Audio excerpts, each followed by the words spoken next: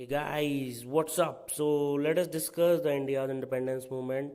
And in this lesson, I'll talk about the economic drain theory, which is a very prominent theory, and like most of the scholars agree with that theory.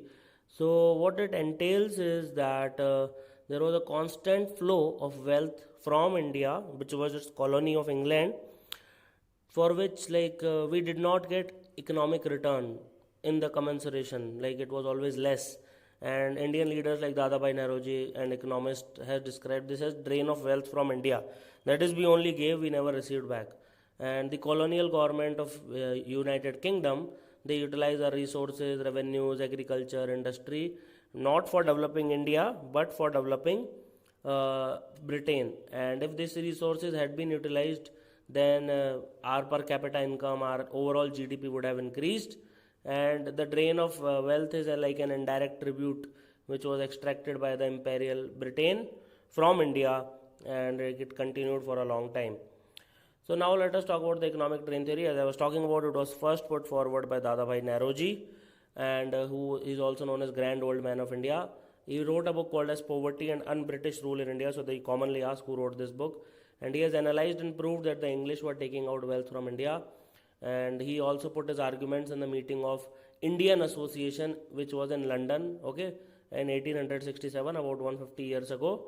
And it was a political group formed by him in England to give voice to Indians, so that people at least know what is going on in their own home country. And then he also published a paper called English Debt to India, which is important very well from prelims point of view. So please remember English Debt to India and Poverty and Un-British Rule in India. Now let us talk about the first economic critique of British rule in India. So he also published what is called as the Wants and Means of India, that is the paper. It was paper on Indian economics, and he was the first person to calculate national income of India in 1876. Again, very big deal. And he was also an MP from England. He was MP in British Parliament, and his newspaper was also there, which is called as Voice of India. It was critique of British economic policy. So they are all important from prelims perspective, what Dadabhai Naoroji has done till now. Now, if we continue, the drain theory was further developed by M.G. Ranade, okay, Mahadev Govind Ranade, R.C. Dutt, Ramesh Chandra Dutt, Subramanyam Iyer. M.G. Ranade also emphasized on the need for heavy industries in India, okay, so that economic progress can happen, because it was almost dead because there was a lot of economic drain.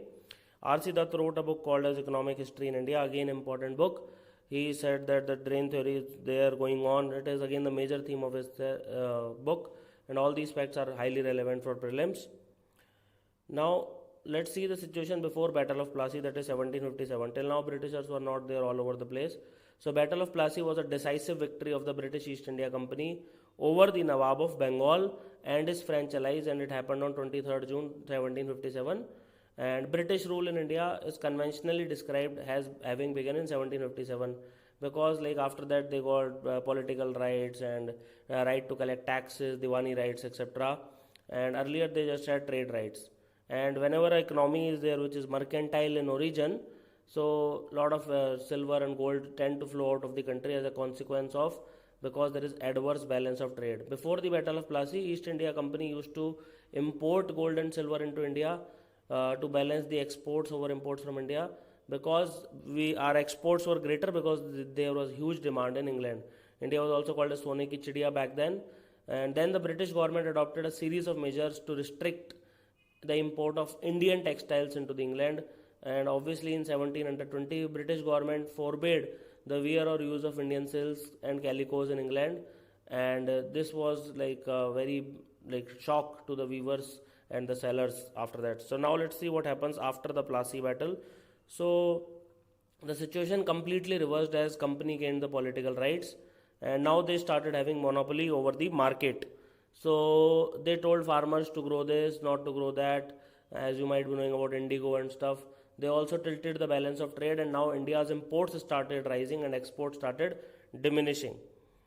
Now what was the situation after Battle of Plassey is that company had political powers, and they started getting dastak, dastur, nazrana, all these are form of taxes, and the British could trade without paying taxes, but the other local merchants with dastaks were required to pay 40% of their revenue as tax.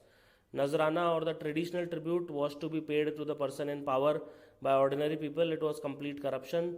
And the second form of corruption was jabran or extortion. And India became exporter of raw materials at low price, and we started importing finished goods at very high price, which we did not wanted, and this meant like double loss to Indian economy. Now when we further analyze the drain, so drain was happening in many forms. First was the loot, that is the direct plunder by British during and after the battles, and huge gold, silver, they were loaded on elephants, transported to Calcutta, and they were taken to like Britain. And the other form was indirect, and it was lopsided balance of trade between India and England, because exports were less and imports were high, so obviously India had to pay England. Then there was profit through trade also, and obviously like it was not distributed to Indian people, it was taken to England. And there was taxes on peasants due to exploitative revenue policy, meant peasants will always be poor, and salaries and pensions of officials was also charged on India and not England.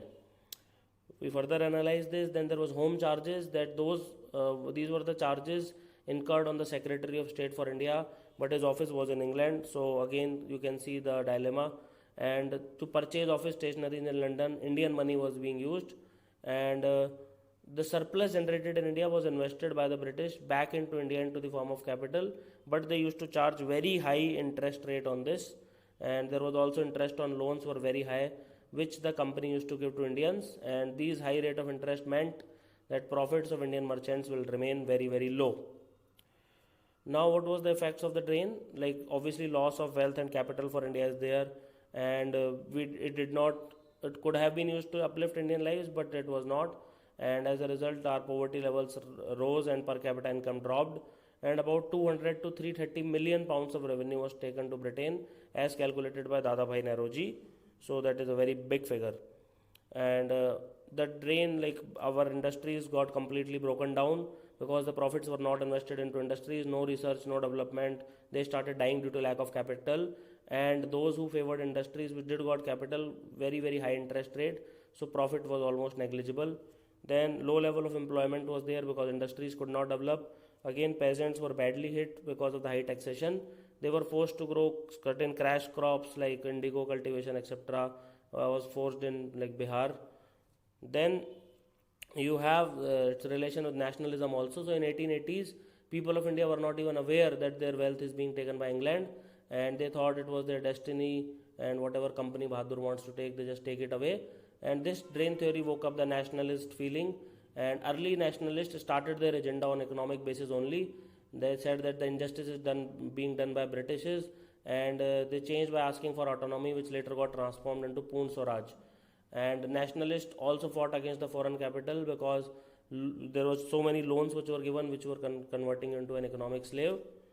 And finally, like people became aware, and all this made people realize that British rule was just a sham, and they were doing it for their own benefit, as Shashi Tharoor also has pointed out in his book Inglorious Empire. And now they felt the need for freedom from British, and also the peasants' poor condition, which was highlighted by the nationalist, was later well directed by Gandhi in his Kisan Satyagrahs, and it helped in removing the British rule in India. So we can say that the economic drain theory is one of the major reasons why national struggle for freedom became so big.